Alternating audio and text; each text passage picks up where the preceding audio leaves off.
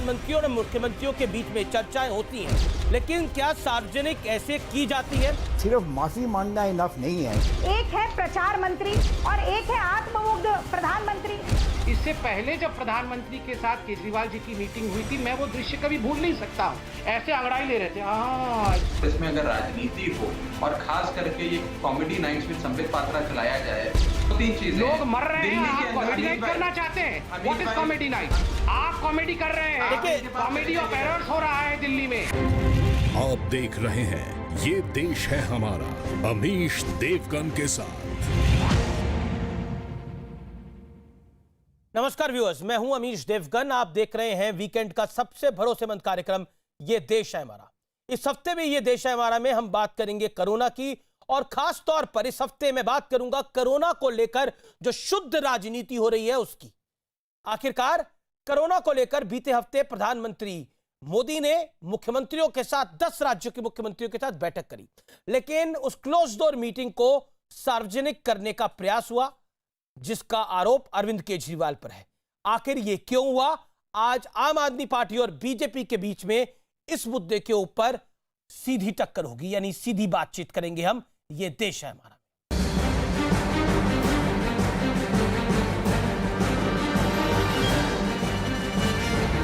Corona के बिगड़े हालात पर प्रधानमंत्री मोदी पूरे एक्शन में हैं।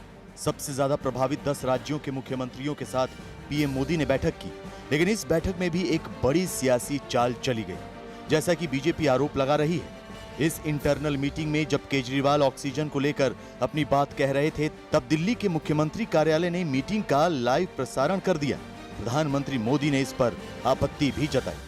दिल्ली के अंदर बहुत बड़ा ऑक्सीजन का क्राइसिस चल रहा है, जिसमें आपकी मदद चाहिए। आपका आइडिया है ऑक्सीजन एक्सप्रेस शुरू करने का, वो ऑक्सीजन एक्सप्रेस शुरू करके वेस्ट बंगाल और उड़ीसा से हमें ऑक्सीजन दिलवाई जाए। आइडिया नहीं, ऑलरेडी चल रहा है। ये हमारी जो परंपरा है, हमारे जो प्रोटोकॉल है, उसके बहुत खिलाफ हो रहा है कि कोई मुख्यमंत्री ऐसी इन हाउस मीटिंग को लाइव टेलीकास्ट करे। ये उचित नहीं है। सूत्रों के हवाले से खबर आई कि केंद्र सरकार केजरीवाल के रवैये से नाराज है, जिसके बाद दिल्ली के मुख्यमंत्री के कार्यालय ने भी इस पर सफाई दी और कहा कि उन्हें निर्देश नहीं मिला था कि संबोधन को लाइव नहीं करना है। अगर इससे कोई दिक्कत हुई है तो हम खेद प्रकट करते हैं। उधर बीजेपी के संबित पात्रा ने इसे घटिया राजनीति बताते हुए ट्वीट किया कि क्लोज डोर मीटिंग को सार्वजनिक करने के लिए पर्याप्त इंतजाम किए गए ताकि राजनीति में नंबर बढ़ाए जा सके। पिछली बार ऐसी ही इस बैठक में केजरीवाल हंस रहे थे और उबासी ले रहे थे। सूत्रों का यह भी दावा है कि केंद्र सरकार ने दिल्ली की जनता को राहत के लिए कई बड़े कदम उठाए। इसके बावजूद केजरीवाल सरकार फेल साबित हुई है। पीएम केयर्स फंड से डीआरडीओ ने दिल्ली में 500 बेड तैयार किया है। 19 अप्रैल से 250 बेड उपलब्ध हो चुके हैं। गृह मंत्रालय ने पर्याप्त मेडिकल स्टाफ दिए हैं। केंद्र सरकार के अस्पतालों में बेड बढ़ाए गए हैं। लेकिन आज सबसे बड़ा सवाल यह है कि क्या वाकई महामारी में भी सियासी अवसर खोजा जा रहा है? और अब वक्त है विश्लेषण का। सांसों पर सियासत का विश्लेषण सुनिए। हाई लेवल बैठकों में कई संवेदनशील बातें होती हैं। बैठक में हुई हर बात को सार्वजनिक नहीं किया जाता। केजरीवाल ने प्राइम मिनिस्टर ऑफिस को बताए बिना लाइव प्रसारण किया। केजरीवाल के अलावा किसी दूसरे सीएम ने लाइव प्रसारण नहीं किया। बैठक के बाद मुख्यमंत्री प्रेस कॉन्फ्रेंस कर सकते हैं, प्रेस नोट जारी हो सकता है, लेकिन किसी बैठक को प्रधानमंत्री कार्यालय के साथ जो बैठक हो रही है उसको लाइव प्रसारण करना उचित नहीं माना जाता। प्रोटोकॉल तोड़कर चेहरा बचाने की कोशिश में थे क्या केजरीवाल? केजरीवाल क्या एक मैसेज देना चाहते थे? देखिए, मैंने प्रधानमंत्री के सामने अपनी बातों को रख दिया है, अब प्रधानमंत्री के ऊपर है। क्या पल्ला झाड़ना चाह रहे थे? ये सब तमाम सवाल अब खड़े हो रहे हैं। मेरे साथ बात करने के लिए कई मेहमान हैं। मेरे साथ डॉक्टर संबित पात्रा हैं, जो कि भारतीय जनता पार्टी के प्रवक्ता है। मेरे साथ रागिनी नायक है, कांग्रेस पार्टी की प्रवक्ता है। मेरे साथ डॉक्टर अजय आलोक है, नेता जेडीयू के। मेरे साथ राघव चड्ढा है, प्रवक्ता आम आदमी पार्टी के। मेरे साथ उमेश सहगल है, पूर्व मुख्य सचिव दिल्ली के। मैं सबसे पहले सहगल साहब आपसे शुरुआत करता हूं और आप ही से मैं दो टूक जानना चाहता हूं। देखिए, मैं नेताओं को बीच में लेकर आऊंगा तो सियासत तो जरूर होगी, लेकिन मैं आपसे जानना चाहता हूं, प्रधानमंत्री कार्यालय और मुख्यमंत्री कार्यालय के बीच में, प्रधानमंत्रियों और मुख्यमंत्रियों के बीच में चर्चाएं होती हैं, और वो चर्चा जनता को लेकर ही होती है, इसमें कोई दो राय नहीं है। लेकिन क्या सार्वजनिक ऐसे की जाती है, मैं आपसे जानने की कोशिश कर रहा हूं, जिस तरह से लाइव प्रसारण हो गया। अभी तक जितनी भी इस टाइप की कॉन्फ्रेंस हुई हैं, जब से ये प्रॉब्लम शुरू हुई है उससे पहले, वो हमेशा क्लोज डोर में हुई हैं। और उसमें ये रहा है कि दरवाज़ा खोल देते थे, पहले आके प्रेस फोटोग्राफर सारी फ़ोटो ले लेते थे, उसके बाद प्रेस रिपोर्टर चले जाते थे, दरवाजे बंद हो जाते थे और मीटिंग होती थी। आइडिया ये था कि उस मीटिंग में सब अपनी जो राय रख सकें वो खुले तरीके से रख सकें। अगर किसी की क्रिटिसिज्म भी करनी है तो आप खुले तरीके से उसकी क्रिटिसिज्म कर सकें, उसमें ये आपको ना रहे। और एक ट्रेडिशन बनी हुई थी, एक बहुत 70 साल पुरानी ये ट्रेडिशन है। ये सिर्फ प्राइम मिनिस्टर और चीफ मिनिस्टर्स की मीटिंग की नहीं है, ये सभी मीटिंग्स की है। विज्ञान भवन में भी इतनी मीटिंग्स होती हैं और चीफ मिनिस्टर भी अपनी वहाँ मीटिंग करते हैं। किसी का लाइव टेलीकास्ट हो रहा है अभी तक सुना नहीं है। ये एक ऐसी ट्रेडिशन कोर्ट्स में भी है। कोर्ट्स में भी आप देखिए कि ओपन होती हैं, लोग उसमें जा भी सकते हैं। इस घटना को आप उमेश शगल इस घटना को आप कैसे रीड करते हैं? अब इस घटना को मैं तो ये करूंगा कि अगर ये 6-7 साल से चीफ मिनिस्टर नहीं होते तो मैं ये मानता कि चलो ये इनएक्सपीरियंस है इनका। अभी इतने पुराने ये चीफ मिनिस्टर हैं, इनको पता होना चाहिए। तो ज़्यादा से ज़्यादा इतना ही होगा कि इनसे पूछे बगैर इनके सेक्रेटेरिएट ने ये कर दिया होगा। अगर ऐसा हुआ है तो इनको एक्शन लेना चाहिए अपने सेक्रेटेरिएट के पास जाके। और सिर्फ माफ़ी मांगना इनफ नहीं है कि इतनी बड़ी इतनी इंपॉर्टेंट ट्रेडिशन है जो कि इतनी 100 सालों से, कई सैकड़ों सालों से चली आ रही है। कोर्ट्स में भी इस टाइप की चीज़ नहीं होती कि रिकॉर्डिंग की जाए जी। आजकल फ़ोन है, आप फ़ोन चलाते नहीं हैं, ऑन नहीं करते कि आपने जो प्राइम मिनिस्टर की भाषण हम रिकॉर्ड कर लें, ऐसा कोई नहीं करता। अगर ऐसा करने लगे तो फिर वहाँ लोगों को ये फ़ोन भी अलाउड नहीं होगा, वो कैमरा भी आप अंदर नहीं ले जा सकते, फिर ये सब चीज़ें हो जाएंगी। तो ये चीज़ें बाई फोर्स ऑफ लॉ नहीं चल रही हैं, इसमें कोई ऐसा कानून नहीं बना हुआ। भाई ये कानून से भी ट्रेडिशन है, एक ट्रेडिशन है, एक प्रोटोकॉल है, नहीं किया जाता। ठीक है। मैं रुक करता हूं राघव चड्ढा साहब का और उसके बाद मैं संबित पात्रा आपके बताता हूं। राघव चड्ढा, कोई कानून तो नहीं है इसके, कोई रूल ऑफ लॉ में तो है नहीं है। बाकी भी मुख्यमंत्री वहां पर, योगी आदित्यनाथ ने भी बोला है कि आप अपनी नाकामियों को छुपाने के लिए इस तरह का तमाशा कर रहे थे। क्या आपको लगता है कि ये सोची समझी आपकी स्ट्रैटेजी थी या ये गलती से हो गया?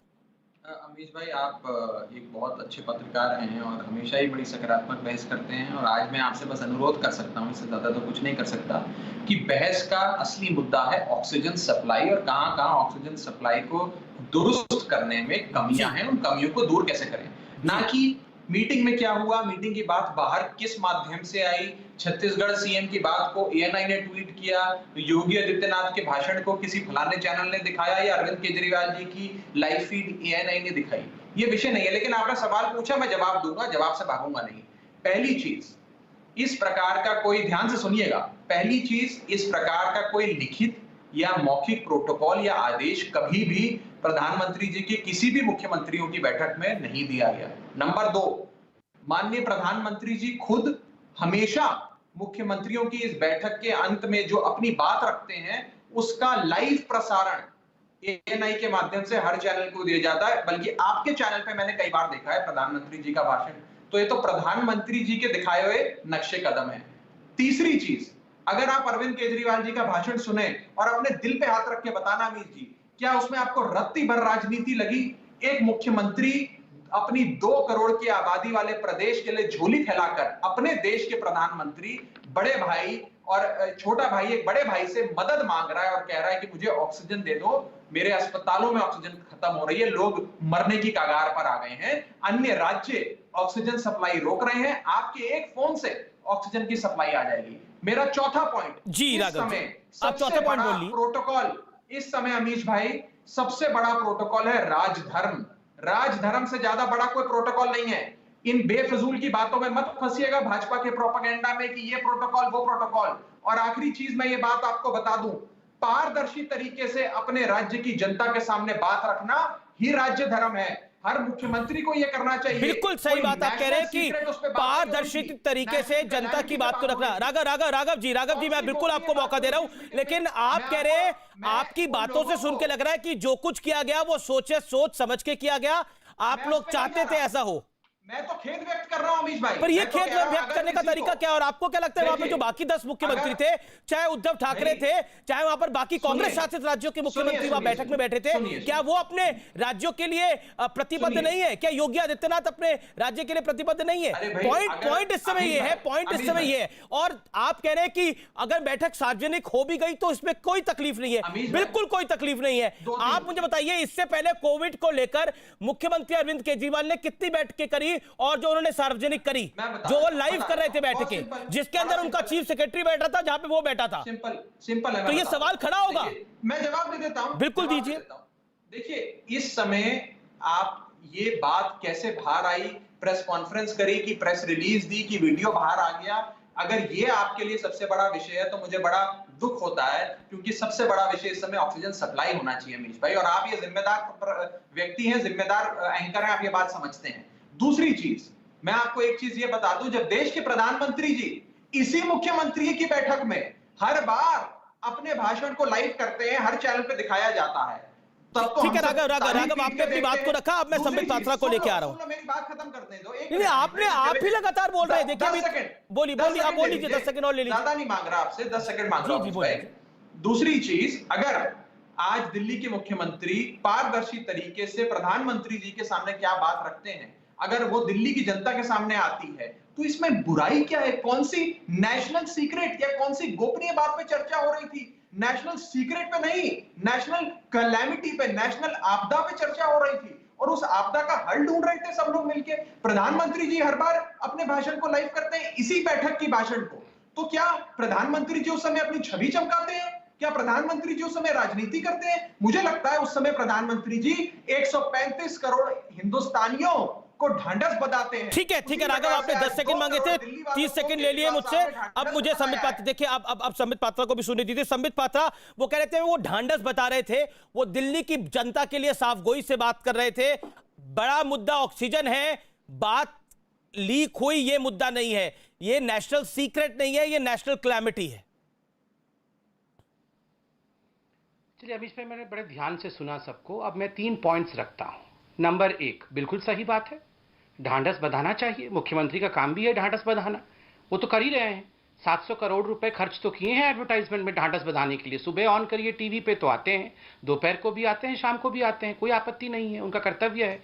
और हर बैठक के बाद अधिकार है, वो बिल्कुल प्रेस कॉन्फ्रेंस कर करके अपने विषय को जनता के सामने रख सकते हैं। किस प्रकार से बैठक में उन्होंने क्या मांगे रखी, क्या मांगे नहीं मानी गई, क्या मांगे मानी गई, ये सब रख सकते हैं, उनका अधिकार क्षेत्र है। जहां तक ये कहते हैं कि प्रधानमंत्री जी भी तो अपनी बातों को लाइव टेलीकास्ट करवाते हैं, बिल्कुल लाइव टेलीकास्ट आपकी भी बातें होती है, प्रधानमंत्री जी की भी होती है, मगर सर्व अनुमति से पहले मीडिया को एक नोट जाता है कि फोटो अपॉर्चुनिटी के लिए हम इतने मिनट या इतने सेकंड देंगे, उतना ही आप दिखा सकते हैं। ये एक परंपरा 70 वर्षों से, जब से देश आजाद हुआ है, ये किसी भी मीटिंग की ये परंपरा है, उस परंपरा को हर कोई फॉलो करता है। मगर आपने बतौर मुख्यमंत्री, जबकि बाकी मुख्यमंत्री मौजूद थे, आपने केवल अपने पोर्शन को, और क्यों, आप समझिएगा जो दूसरा पॉइंट में बता रहा हूं, नियत, इसके पीछे नियत क्या था? टोपी ट्रांसफर कर देना मुझसे ना हो पाएगा जी। देखो जी, मैंने तो हाथ जोड़ के मांग लिया, ऑक्सीजन दे दो, मेरे पास नहीं है, बेड मेरे पास नहीं है, दे दो। अब मेरा काम समाप्त हो गया, दिल्ली वाले देख लो, मैंने सब प्रधानमंत्री जी को कह दिया है, अब प्रधानमंत्री जाने और आप जाने। देखिए, यही बात वो बाहर भी निकल के कह सकते थे। ये जो टोपी ट्रांसफर वाला काम किया है, इसीलिए इन्होंने वहां पर चुपके कैमरा लगाया था और कैमरा लगा के ये किया। तीसरी पॉइंट जो मैं खत्म करूंगा अभी, ये सारा कुछ अपने नॉन सीरियस एटीट्यूड को सीरियस कन्वर्ट करने में किया है। आप वो विजुअल चलाइए। इससे पहले जब प्रधानमंत्री के साथ केजरीवाल जी की मीटिंग हुई थी, मैं वो दृश्य कभी भूल नहीं सकता हूं। ऐसे अंगड़ाई ले रहे थे, हाँ, ऐसे गिरने वाले थे, फिर वो जोर जोर से मुंह खोल के जमाई ले रहे थे, फिर वहां सेक्रेटरी के साथ बात करके हंसी ठाके लगा रहे थे। जब प्रधानमंत्री जी बोल रहे थे, उस समय ये सब चल रहा था। उस समय तो लाइव टेलीकास्ट नहीं कर रहे थे, दिल्ली को संबोधित नहीं कर रहे थे। आज अचानक जब उनको महसूस हुआ कि हाथ से बाहर विषय चला गया है, और कहीं ना कहीं लोग इनकी तरफ उंगली दिखाएंगे कि आपने तो कहा था 30,000 बेड बढ़ाने वाले हैं, आपने तो कहा था कि घर घर में जाकर सबको ऑक्सीमीटर लगा करके जिसकी भी ऑक्सीजन की कमी होगी मैं ट्रीटमेंट करूंगा। जब ये सब आपने सुबह से शाम तक 700 करोड़ रुपए खर्च करके एडवर्टाइजमेंट किया था, तो क्यों नहीं कर रहे हैं? जब ठीक है, संबित, राघव चड्ढा भी कुछ कहना चाह रहे हैं। लाइव टेलीकास्ट करा।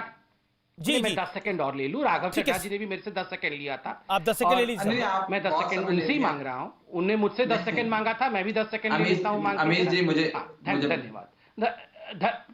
आपको भी 10 सेकंड दिया था जी, आप मुझे भी 10 सेकंड दे दीजिए। समिता, बोलिए अपनी बात को देखिए, मैं रखिए, इतना then- कहना चाहता हूं, राघव ये चड्ढा।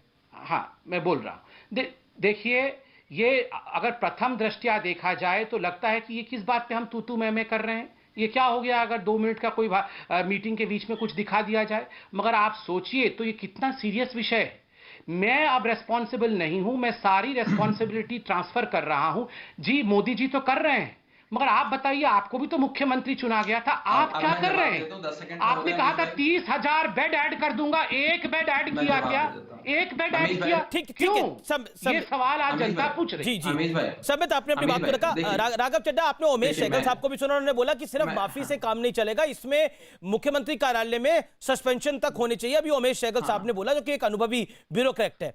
आप अपनी मैं बात को दो रखिए। तीन चीज़- और जिस तरह से बीजेपी कह रही है, और बीजेपी का साफ तौर पर कहना है कि आप लोग टोपी ट्रांसफर कर रहे हैं, आप लोग नहीं संभाल पा रहे। मोहल्ला क्लिनिक जो आप कहते थे जमीन पर है, वो इस समय मोहल्ला क्लिनिक कहां पर है? वहां पे कितने टेस्ट हो रहे हैं? वहां पे कितने बेड क्रिएट हुए हैं? ये सब सवाल पूछे जा रहे हैं आपसे। बोलिए राघव जी। जवाब थोड़ा समय दीजिएगा। पहले तो बिल्कुल। अमीश भाई, ये एक आपदा का समय है, सबको मिलके काम करना चाहिए। और इसमें अगर राजनीति हो, और खास करके ये comedy nights with Sambit Patra चलाया जाए इन न्यूज चैनल की डिबेट पे, ये तो वो comedy सही nights नहीं है। है। इस समय ये कॉमेडी ये नाइट्स का समय comedy नहीं nights कौन सी ये बात है? गंभीर आप विषय है। अपनी और responsibility गंभीरता से इस पे transfer बात कर रहे हैं। होनी This is चाहिए। not देखिए, comedy मैं आपके nights, बीच में नहीं बोला This is कि comedy nights seriousness। with Sambit Patra आप बंद होना बिल्कुल, पड़ेगा। मैं आपके अगर बीच इस में नहीं प्रकार की बोला। हल्की बातें करेंगे आपके- तो मैं आपके बीच आपसे में नहीं बोलूंगा बोला। ये हल्की बातें नहीं देखिए, चलने अमीश वाली जी, है। 2-3 चीजें लोग मर रहे हैं, दिल्ली के आप अंदर- कॉमेडी अमीश नाइट भाई- करना चाहते हैं। अमीश व्हाट इज भाई- कॉमेडी नाइट? अमीश भाई, आपको आप यहाँ पर आपकी आप जिम्मेदारी अपनी है, रेस्पॉन्सिबिलिटी ट्रांसफर करना चाहते हैं। एक-एक You are करके। not able to Comedy nights perform, बंद करा। sir।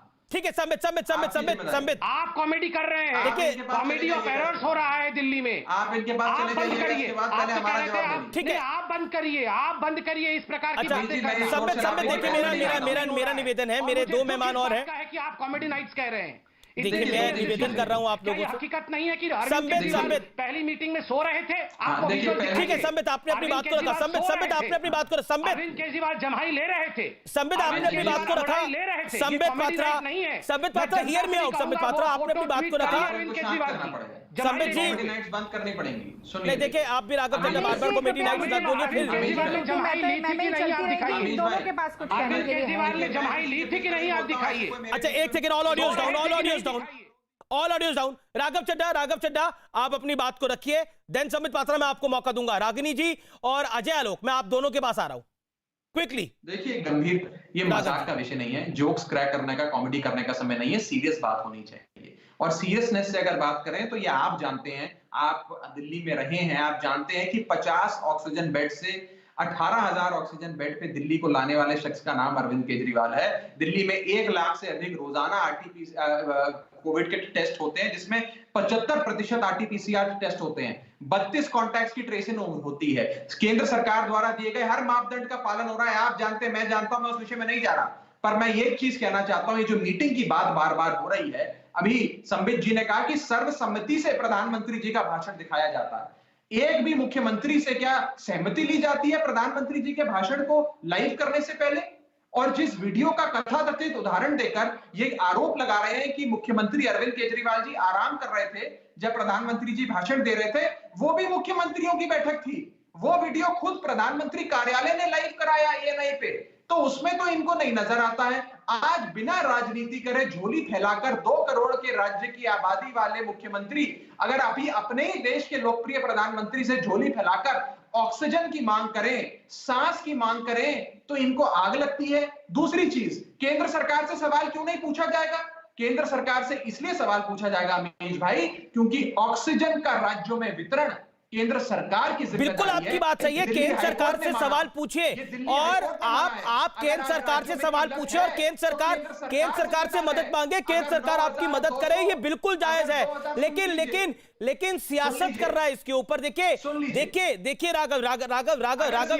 राघव जी, पॉइंट ये नहीं है। राघव जी, पॉइंट ये है, आप हर राज्य का राइट है वो केंद्र से अपने हिस्से की मदद मांगे, और केंद्र का भी दायित्व है कि वो मदद दे। और जरूरी है इस मौके के ऊपर, लेकिन दिक्कत तब हो जाती है जब इसमें सियासत होती है। देखिए वहां पर बाकी भी, देखिए वहां पे कांग्रेस, वहां पर कांग्रेस शासित राज्य भी थे, वहां पे कांग्रेस शासित राज्य भी थे, वहां के किसी मुख्यमंत्री ने अपनी बात को सार्वजनिक क्यों नहीं किया? क्या वो लोग मदद नहीं मांग रहे थे? क्या वो लोग झोली नहीं फैला रहे थे?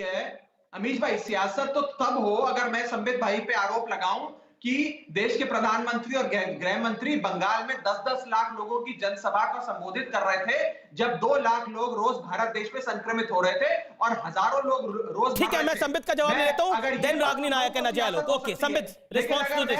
ओके संबित पात्रा, संबित पात्रा, फैलाकर दिल्ली वालों के लिए संबित तो अमीश मैं जवाब देता हूं। संबित जी ठीक है, राघव जी आपने बात रखा और कोई किसी के बीच में ना बोले, ये मेरा निवेदन है। Sambit Patra 50 seconds quick reply.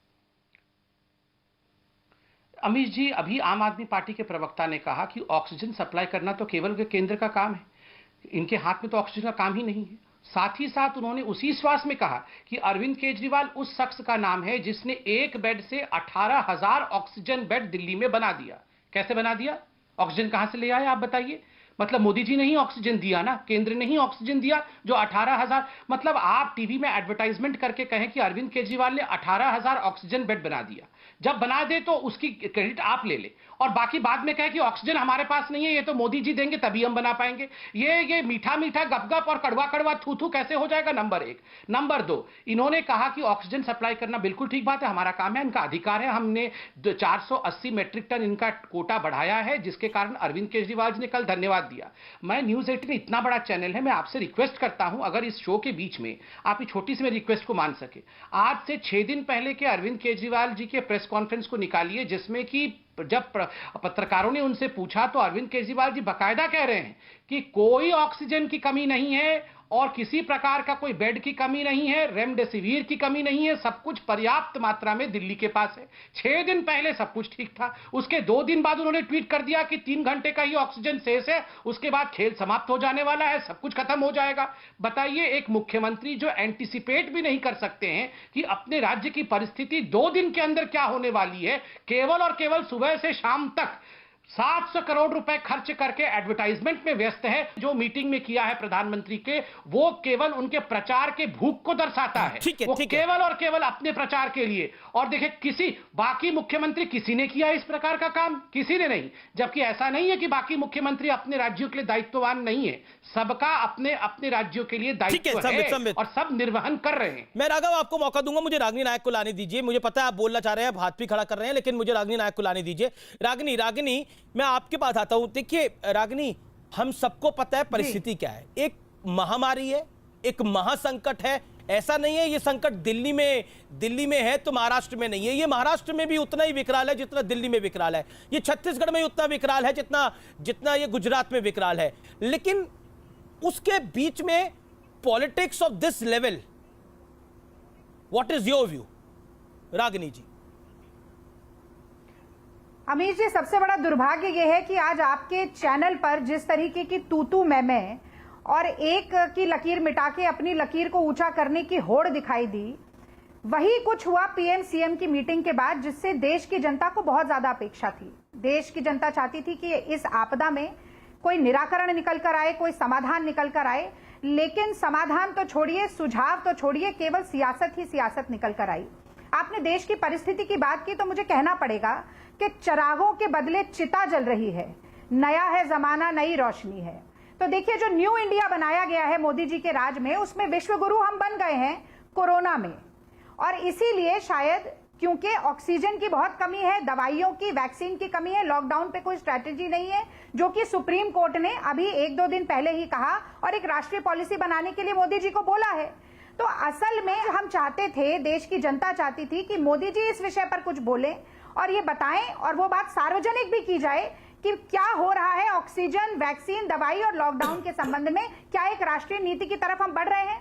वही अब मैं कुछ केजरीवाल जी के प्रवक्ता से भी मैं सवाल पूछना चाहती हूं। आप देखिए, कांग्रेस पार्टी ने लिखित रूप में कई बार ये मांग की है कि दिल्ली के मुख्यमंत्री और एलजी के बीच में जो मीटिंग होती है दिल्ली के कुप्रबंधन और कुप्रशासन को लेकर, वो सार्वजनिक की जाए, लेकिन आज तक वो कोई मीटिंग सार्वजनिक नहीं हुई।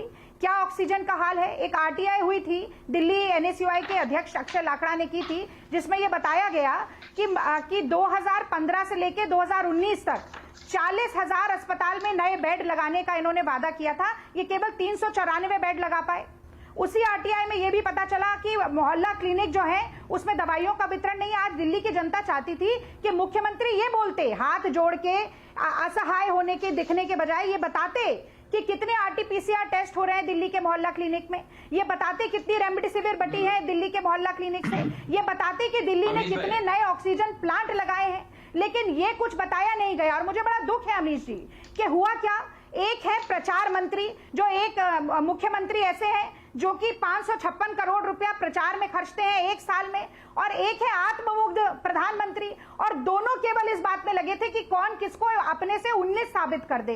दिल्ली की जनता, देश की जनता के लिए कौन सा सुझाव इस मीटिंग से निकल कर आया, मैं जानना चाहती हूं। आज नक्शे कदम पे चलने की बात राघव चड्ढा कर रहे हैं, तो मुझे बता दें कि मोदी जी जो आपदा में अवसर खोजते हैं, क्या उन्हीं के नक्शे कदम पे चल के केजरीवाल जी भी आज आपदा में अवसर खोज रहे थे? पहले राघव चड्ढा, राजधर्म का पाठ मोदी जी को तो पढ़ा दिया था अटल बिहारी वाजपेयी जी ने, आप क्यों नहीं राजधर्म निभाते? ठीक है, पहले राघव चड्ढा फिर संबित पात्रा। ठीक है राघव जी, वो हाथ जोड़कर भीख मांगते हुए नजर आए और अपनी असहायता दिखाएं, बजाय इसके कि ये बताएं कि उन्होंने दिल्ली की जनता के लिए किया क्या है अब तक।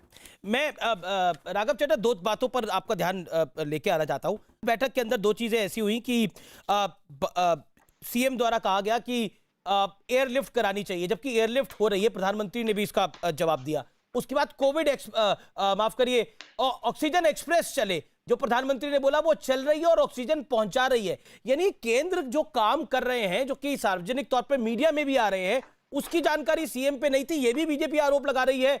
और इस पर आप क्या कहना चाहते हैं? जो ऑलरेडी हमें पता है कि एयरलिफ्ट आज सुबह से एयरफोर्स कर रही है, कल भी एयरफोर्स ने एयरलिफ्ट करा है, what is your view?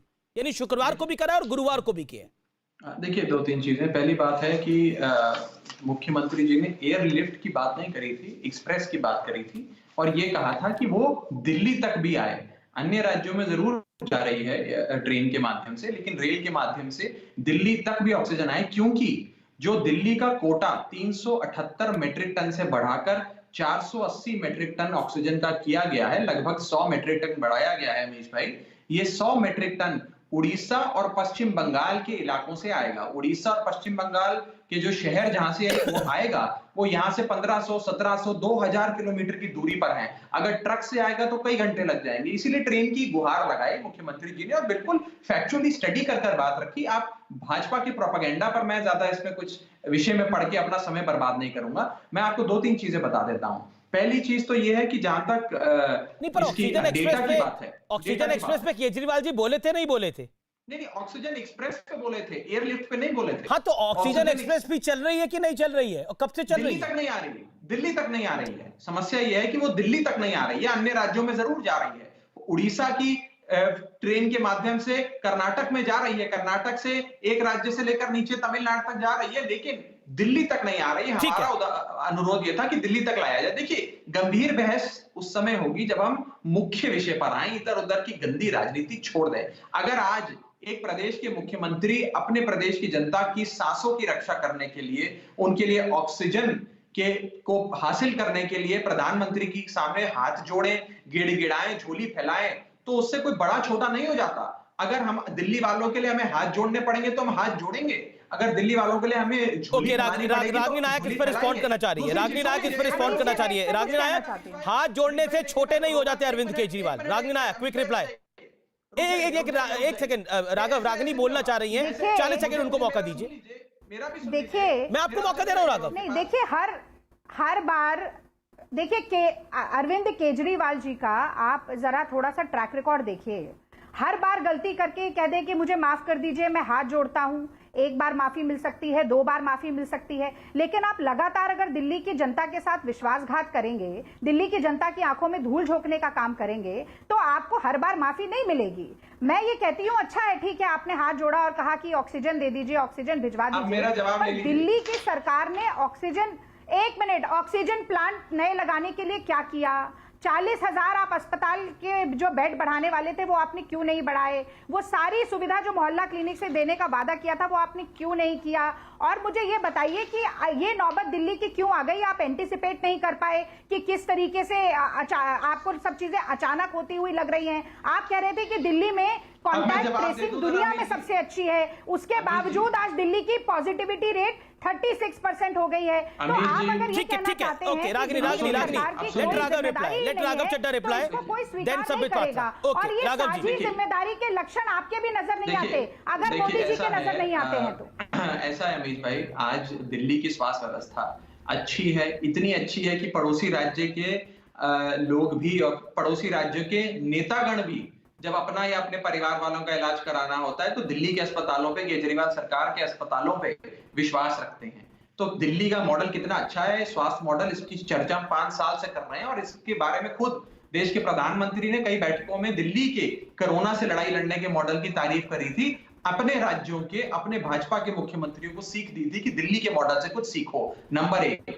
Number 2, जहां तक बात हो रही है मोहल्ला क्लिनिक की, मैं आपको बता दूं, मोहल्ला क्लिनिक हाई फ्लो ऑक्सीजन नहीं दे सकता है। मोहल्ला क्लिनिक एक जांच का केंद्र बन सकता है, कई जगह जांच का केंद्र बना है। दिल्ली सरकार के कई स्कूलों के अंदर आरटीपीसीआर की जांच हो रही है, मोहल्ला क्लिनिक के अंदर हाई फ्लो ऑक्सीजन नहीं हो सकती। नंबर 3, देखिए कांग्रेस को दिल्ली वालों की उतनी ही चिंता है जितनी उनकी विधानसभा में सीटें हैं, मानी जिसका मतलब है एक बहुत बड़ा जीरो। उनको उतनी चिंता, वो राजनीति करने से बाज नहीं आएंगे, उनको राजनीति करने दीजिए, हम लोग काम करेंगे। दिल्ली वालों के लिए नाक भी रगड़ना पड़ेगा ना अमीश भाई, और ऑक्सीजन लानी पड़ेगी तो हम ऑक्सीजन लाएंगे। आज मैं बस एक सवाल आपसे पूछना चाहता हूं, दिल्ली को 700 मीट्रिक टन की ऑक्सीजन चाहिए अमीश भाई, ध्यान से सुनिएगा, 700 मीट्रिक टन की ऑक्सीजन चाहिए। हमें सरकार ने 378 मीट्रिक टन दिया है। उसके बाद हमने जब झोली फैलाई, हाथ जोड़े, तो 378 से बढ़ाकर 480 कर दिया, जिसके लिए हम उनके शुक्रगुजार हैं। लेकिन अभी भी 480 मीट्रिक टन जो हमें दिया गया है वो 700 के आंकड़े से काफी कम है, और 480 मीट्रिक टन जो दिया गया है वो भी पूरी तरीके से दिल्ली में नहीं आ रहा है, क्योंकि कई राज्य जो पड़ोसी राज्य हैं उसमें उसके चलते कुछ परेशानियां आ रही हैं। मेरा आपके माध्यम से भी अनुरोध है कि देश के प्रधानमंत्री जी, भारतीय जनता पार्टी जिसमें उनकी कई राज्य सरकारें हैं, वो दिल्ली वालों के ऑक्सीजन के ट्रकों को ना रोकें। जो हमारा ऑथराइज्ड कोटा है, जो केंद्र सरकार ने हमें 480 मीट्रिक टन दिया है, वो दिल्ली में आने दें। दिल्ली के अंदर ऑक्सीजन की कोई कमी नहीं आने देंगे और दिल्ली के लोगों को जल्द स्वस्थ करके कोरोना रूपी राक्षस को दिल्ली वाले केजरीवाल सरकार के साथ मारेंगे। स्थिति चिंताजनक है, लेकिन मिलकर लड़ाई लड़नी है। मैं कांग्रेस का भी साथ चाहता हूं, मैं बीजेपी का भी साथ चाहता हूं, मैं पत्रकारों का भी साथ चाहता हूं। ये बहुत बड़ी महामारी है, कोई एक नेता, कोई एक पार्टी, लेकिन आपको ठीक है, ओके, मैं रागिनी जी का साथ चाहता हूं। मैं चाहता हूं रागिनी जी राजनीति बंद करके हमारा साथ दें इस लड़ाई में। Okay, Ragini Nayak 30 second, and Sambit Patra. Ragini, देखिए, बड़ा आश्चर्य होता है कि जब एक सरकार को, चाहे वो केंद्र सरकार हो या कोई भी राज्य सरकार हो, उसकी जवाबदेही तय करके उसके कटघरे में खड़ा किया जाता है, तो वो अचानक से साझी जिम्मेदारी और सबकी सहायता और सबके साथ का प्रवचन देने लग जाते हैं। भाई देखिए कि जनता अगर चुनकर प्रतिनिधि को भेजती है, ठीक है हमारी आज एक भी सीट नहीं है, लेकिन हम दिल्ली में एक अच्छे विपक्ष की भूमिका निभा रहे हैं, और दिल्ली में और पूरे देश में कांग्रेस का की फ्रंटल इकाई जो है युवा कांग्रेस, वो जैसा काम कर रही है, आज के पूरे देश के पत्रकार जिस तरीके से तारीफ कर रहे हैं, वो दिल्ली के तो क्या देश के मंत्री भी वो काम नहीं कर पा रहे हैं। इसलिए इतना अहंकार नहीं होना चाहिए। पहली बात, राघव चड्ढा, कल आपकी पार्टी की एक भी सीट नहीं थी, आज आपकी पार्टी की काफी सारी सीटें, हो सकता है कल एक भी ना हो, क्योंकि जनता सब कुछ देख रही है और ये जो पब्लिक है ये सब जानती है। अब देखिए, मैं थोड़ा सा फेडरल कोऑपरेटिविज्म की भी मैं बात करना चाहती हूँ। संघीय ढांचे को लगातार इस देश में चोट पहुंचाई जा रही है अमीश जी, और उसके लिए मुझे लगता है कि केंद्र सरकार को भी जिम्मेदारी उठानी पड़ेगी और उनको भी कटघरे में खड़ा होना पड़ेगा। आप देखिए, पीयूष गोयल क्या कहते हैं, केंद्रीय मंत्री हैं, वो कहते हैं कि राज्य अपनी हैसियत के हिसाब से ऑक्सीजन मांगे, कुछ बहुत छोटे राज्य बहुत ज्यादा ऑक्सीजन मांग रहे हैं, और कि एक अस्पताल में सैकड़ों मौत हो रही है ऑक्सीजन ना मिलने की वजह से। एक मिनट रुक जाइए, और नरेंद्र मोदी जी लगातार इकलौते ऐसे प्रधानमंत्री होंगे आज तक भारत के इतिहास में जो संघीय ढांचे पर लगातार वार पे वार करते जा रहे हैं और उसके बाद हमेशा गेंद दूसरे पाले में फेंकते हैं। अब दिल्ली की समस्या यह है कि दिल्ली केंद्र शासित राज्य है। दिल्ली में जब तक साझी जिम्मेदारी नहीं होगी तब तक दिल्ली ठीक से काम कर नहीं पाएगी। और जब से केजरीवाल जी की सरकार आई है हम लगातार ये देख रहे हैं कि एक एक मसले पर ये नूरा कुश्ती चलती ही जा रही है, कोई समाधान निकल कर नहीं आ रहा। इन दोनों बड़े दलों के लिए जरूरी ये था कि प्रोटोकॉल फॉलो हो जाए, बहुत बड़ा गूढ़ रहस्य बाहर ना निकल के आ जाए या मेरी छवि दिख जाए हाथ जोड़े हुए कि मैं तो नतमस्तक हूं जनता के लिए। लेकिन जनता की समस्या का समाधान कैसे होगा? को मैं लेके आना चाहता हूं, उमेश सहगल भी इंतजार कर रहे हैं और दिल्ली कैसे डिस्ट्रीब्यूट करेगी इसके ऊपर कुछ भी नहीं बोला गया, एक बात नहीं हुई। मेरे लिए सबसे बड़ी चिंता का विषय ये देश है हमारा। मैं रुकता हूं एक ब्रेक के लिए, लेकिन ब्रेक के बाद भी ये चर्चा जारी है। हरियाणा से कहा जा सकता था कि जो ऑक्सीजन के टैंकर रोके हुए हैं विज साहब जिस पर लगातार बयानबाजी कर रहे हैं उन टैंकर्स को रिलीज कर दिया जाए, पर आप किसी भाजपा शासित प्रदेश से नहीं कहेंगे कि ऑक्सीजन भेजो दिल्ली को। आप ऐसी सरकारों से कहेंगे जिन पर आपका कोई बस नहीं चलता है, क्योंकि जब वो मना कर देंगी तो आप कहेंगे अब आप जाइए, दिल्ली की सरकार जाए और जाकर उन लोगों से बात कर ले। जिस प्रकार की राजनीति राहुल जी और गांधी परिवार ने गिद्ध पॉलिटिक्स किया है इस पूरे में, वो हमने देखा है। वैक्सीन को लेकर यही गांधी फैमिली जिस प्रकार की अपभ्रंशताएं फैलाई कि ये वैक्सीन पानी है, ये वैक्सीन नहीं। 3 राज्यों के मुख्यमंत्रियों ने, पंजाब के, छत्तीसगढ़ के, राजस्थान के मुख्यमंत्रियों ने बतौर चिट्ठी जारी करके बताया कि हम कोवैक्सीन अपने राज्यों में घुसने नहीं देंगे। और आज इनकी बात सुनिए कि हमने सबसे ज्यादा वैक्सीनेट कर दिया।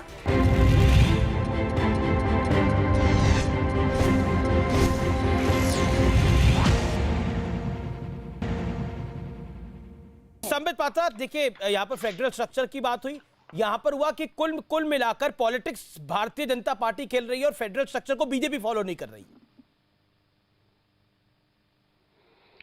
देखिए अभी मैं बड़े ध्यान से दोनों प्रवक्ताओं को सुन रहा था। संबित, ये तो आप भी मानेंगे कि ऑक्सीजन की कमी है, ये तो आप भी मानेंगे ऑक्सीजन की कमी है, दिक्कतें हैं। देखिए पहले तो मैं बता दूं, बिल्कुल जो चीजें दिख रही हैं सामने, लोग परेशान हो रहे हैं, उस पर यहां पर मजाक किया जाए ये बिल्कुल उचित नहीं होगा।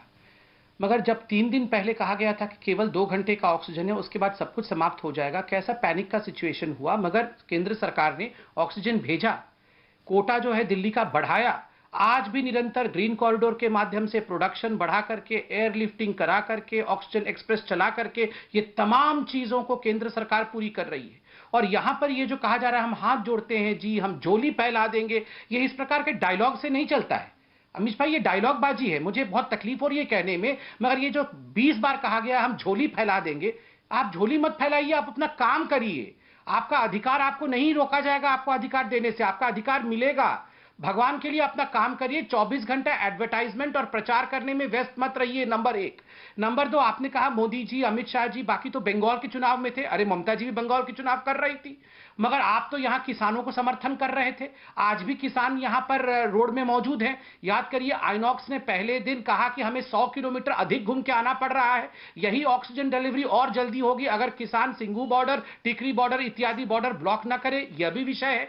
तीसरी विषय है, मैं आज दिल्ली की जनता को बिल्कुल आश्वस्त करता हूं, हम बीजेपी के छोटे कार्यकर्ता हैं, मगर मैं जानता हूं भारतीय जनता पार्टी की सरकार को। ठीक बात है, आप परेशान हैं, मोदी जी ने आश्वस्त किया है, आम आदमी पार्टी कह रही है हमसे अब नहीं हो पाएगा, आप चिंता मत करिए, हम ऑक्सीजन सप्लाई करेंगे किसी भी प्रकार से, सारे राज्यों के बीच कोऑर्डिनेशन स्थापित करके करेंगे। एक इंपॉर्टेंट न्यूज भी हुआ है, बिल्कुल सही कहा आम आदमी पार्टी के स्पोक्स पर्सन ने, उड़ीसा और बंगाल ये दोनों अटैच किए गए हैं दिल्ली के साथ कि आप अपना ऑक्सीजन दिल्ली को दीजिएगा। ममता बनर्जी ने चिट्ठी लिखकर इनकार कर दिया है कि 1 लीटर भी, 1 मेगाटन ऑक्सीजन भी हम किसी राज्य को नहीं देंगे। सारा ऑक्सीजन पहले बंगाल में खपत होगा, उसके बाद किसी और राज्य में जा सकता है। एक शब्द तो ममता जी के विषय में नहीं कहा।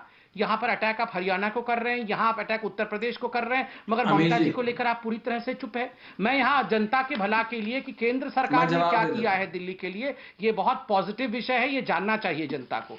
केंद्र सरकार ने जब अरविंद केजरीवाल जी ने कहा कि उन्हें नहीं हो पाएगा, उसके बाद डीआरडीओ के अमित जी मैंने बहुत, पर आपने भी लंबा ही बोला था राघव जी, आपने भी लंबा ही बोला था, उनको 30 सेकंड और ले लीजिए, फिर आप मुझे ये कंप्लीट करने दिया जाए। अमित जी, मैं बहुत महत्वपूर्ण चीजें बता रहा हूं, मुझे ये चीज कंप्लीट करने दिया जाए।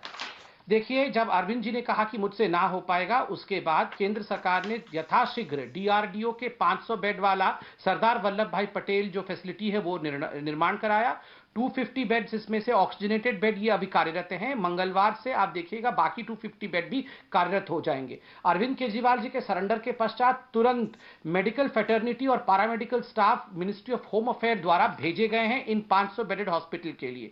सेंट्रल गवर्नमेंट की जो कैपेसिटी थी आज से पहले, अर्थात इस सर्ज से पहले 1090 बेड की दिल्ली के तमाम सेंट्रल गवर्नमेंट हॉस्पिटल को, उसको पहले बढ़ाकर प्रथम चरण में 3800 बेड, जिसमें कि 480 आईसीयू बेड थे, वो किया गया। अब बढ़ाकर के 4160 बेड, जिसमें कि 730 बेड आईसीयू का है, ये किया गया।